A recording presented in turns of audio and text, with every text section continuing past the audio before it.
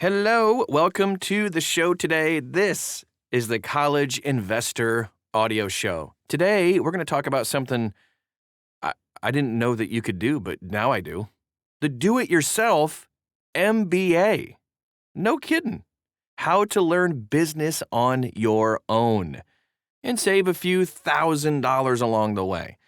But before we get to it, just want to remind you can hit the subscribe button anytime on this podcast so you're always up to date every time we post new content. And we post new content like all the time. You can go back in our archives, review some really cool old shows that we have over the years. Lots to learn and lots to have fun with. You can also check out thecollegeinvestor.com where you can dive deeper on any topic we talk about during the podcast. All right, let's get to it. So the DIY MBA. Going back to school is an important decision you can make to help you advance your career, for sure.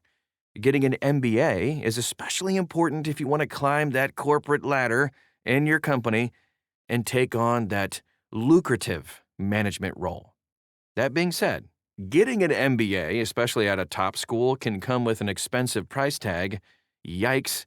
So after already investing in an expensive degree, you might not get the high-paying job you hoped for, or you might decide management just isn't for you and you want to pursue a completely different career entirely. If you are eager to learn the material covered in an MBA program without the burden of paying for one, you can create a DIY MBA curriculum. This approach, of course, is not foolproof. It allows you to create a customized curriculum, though, which is tailored to what you want to study, while also helping you learn the skills you'll need to advance in your own career. So today we dive into how to do your own MBA and the things you're going to want to consider before getting started. Here's how to build your own MBA curriculum. So the idea of doing an MBA on your own terms is kind of laid out in Josh Kaufman's book, The Personal MBA. The book gives you a business education for a fraction of the cost. While you won't get the benefit of completing a capstone project or networking with all your classmates, the Personal MBA is a good starting point for anybody who wants to study for an MBA kind of on their own terms. In addition to reading this book or other business books, there are other ways you can leverage technology to create an MBA program too.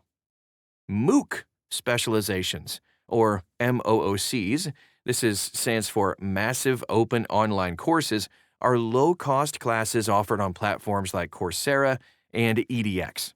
You can enroll in the same classes you'd take in business school at world-class institutions like the Wharton School at the University of Pennsylvania, for instance. In lieu of a degree, MOOC platforms offer certifications. Coursera, for example, has a business foundations specialization that can be completed online at your own pace. Rather than paying tuition, you can enroll in a MOOC specialization for free and just pay a monthly fee to complete the curriculum. The faster you progress through the content, of course, the lower the total cost will be. You can even piece together a variety of business courses from different universities to get kind of a full online MBA experience. We have a link of an example of a curriculum that you can follow to mimic the courses offered by an elite MBA program at thecollegeinvestor.com right inside this article. And with this approach, you'll not only get access to courses offered by Ivy League schools here in the U.S., you'll be able to take courses by top instructors at universities all over the world. No joke. Let's talk about ChatGPT for a second. This is another approach to consider, leveraging emerging technologies like AI to create a custom curriculum. I actually did this for myself to create my own curriculum for a master's in economics. It worked pretty well. You can create your own prompt for ChatGPT to develop a business school course list for you, even a syllabus for each course, and the concepts you'll need to cover in each course. By creating your own curriculum this way, you can not only ask ChatGPT to recommend books to read, but you can also incorporate other learning mediums like podcasts and YouTube videos into your curriculum as well. This can be a useful approach for students who want kind of an innovative approach to learning that isn't currently offered by traditional business school programs. Here's just a short list of MBA courses you can take. When building your own curriculum, you kind of want to make sure you cover the fundamentals, right? So these are some of the courses you'll want to include in your DIY MBA curriculum: financial accounting, corporate finance, macro and microeconomics, management, organizational behavior, leadership, and marketing, just to name a few. So once you have those baseline courses covered, you can add in elective courses. So electives can help you specialize in coursework that is more closely related to your career field.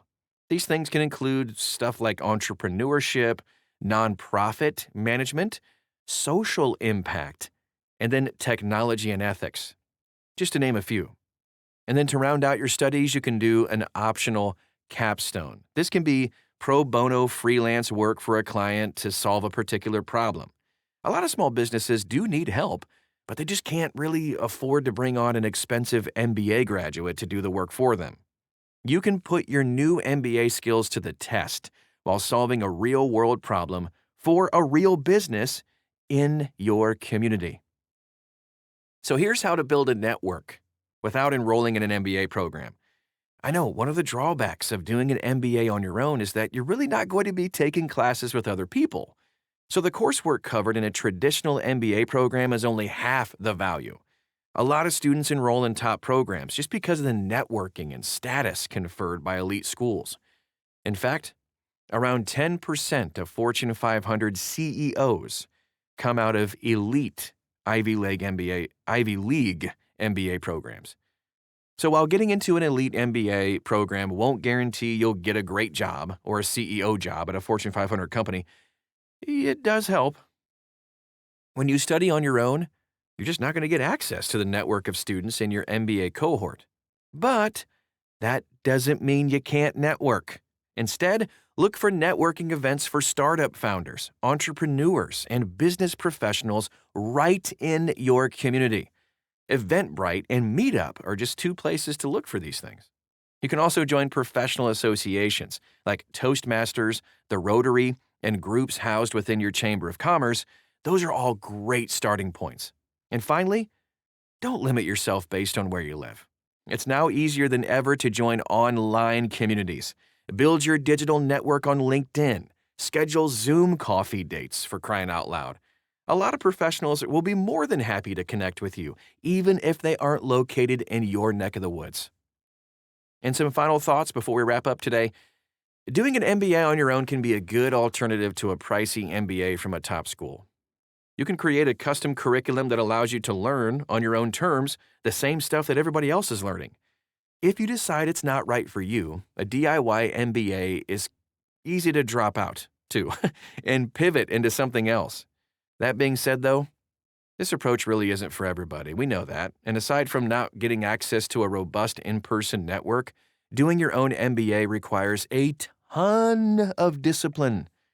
You may have, the best intentions to finish everything, but if you don't treat it like a class and schedule the time to complete the material, you're just never going to finish it. That's the reality of it.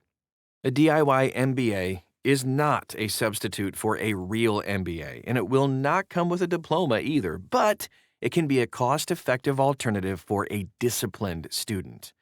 You don't have to apply for a program and wait to be admitted either. If you want, you can get started right now. And that is our show for today. I hope it was helpful to you, got your wheels spinning a little bit of the possibilities. If you want to dive in deeper, you can always see this article at thecollegeinvestor.com. Ask us questions about it and talk to us, get to know us. We'd love to get to know you and help you along in your journey. At The College Investor, you can follow us all over social media, like us, friend, all of that kind of other stuff too. Again, just search for The College Investor and you'll find us. Thanks again for stopping by today, and we'll talk to you again real soon.